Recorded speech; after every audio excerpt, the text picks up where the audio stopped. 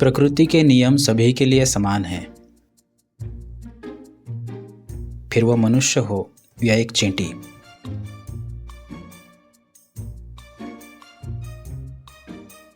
फिर वो एक छोटा सा पत्थर हो या पूरी गैलेक्सी, सभी के लिए फिजिक्स के लॉज जैसे ग्रेविटेशन, सरफेस टेंशन, फ्रिक्शन एक समान ही है।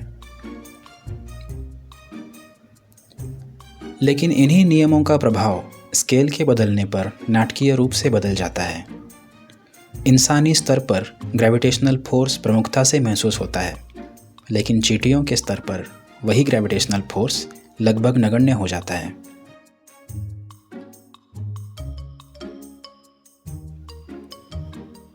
और इसके विपरीत surface tension, viscosity, intermolecular forces जो हमारे लिए नगण्य हैं, जो हमें रोज़मर्रा की ज़िंदगी में महसूस भी नहीं होते, वो चींटियों को और दूसरे सूक्ष्म जीवों को प्रमुखता से महसूस होते हैं।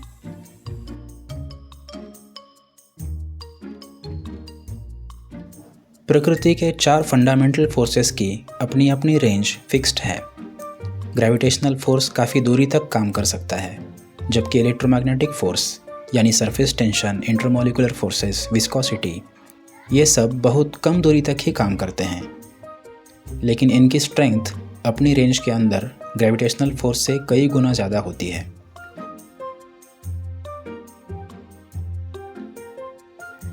स्केल के बदलने पर फिजिक्स के नियमों के अनुभव का बदलना, उसका एक कारण ये भी है कि छोटे स्केल पर रेशोज़ बदल जाते हैं, जैसे surface to volume ratio, inertia to friction ratio.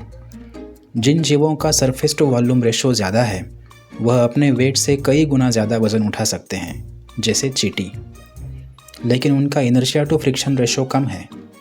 मास कम होने की वजह से उनका इनर्शिया कम होता है और उनकी ये चंचल गति पैरों को रोकने पर तुरंत रुक जाती है। बारिश की बूंद हमारे लिए कोमल है, लेकिन वही बूंद चींटी के लिए एक बोल्डर जैसी टक्कर देती है, क्योंकि मोमेंटम का स्केल बदल गया। चींटी दीवार पर आसानी से चढ़ सकती है, क्योंकि उनके शरीर का दीवार के साथ अडेसिव फोर्स और फ्रिक्शनल फोर्स उनके वेट से बहुत ज़्यादा हो जाता है, जबकि ये फोर्सेस हमारे वेट की तुलना में नगण्य हैं।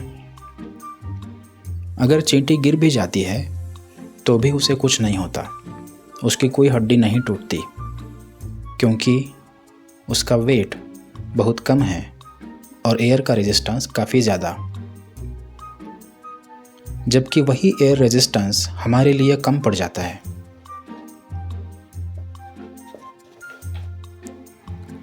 छोटे स्केल पर हीट कोई स्मूथ क्वांटिटी नहीं रह जाती, बल्कि ग्रेनी हो जाती है। टेम्परेचर स्टेप्स में बदलता है और पार्टिकल्स की रैंडम मोशन या ब्राउनियन मोशन उस दुनिया को निरंतर नाचता हुआ बनाती है। जबकि बड़े स्केल पर यानी प्लानिटरी स्केल पर बड़े बड़े पर्वत सिर्फ संतरे की झुर्रियों जैसे हैं। गैलेक्सीज पूरे कॉस्मोस में ऐसे बहती है जैसे धूल किसी धारा में।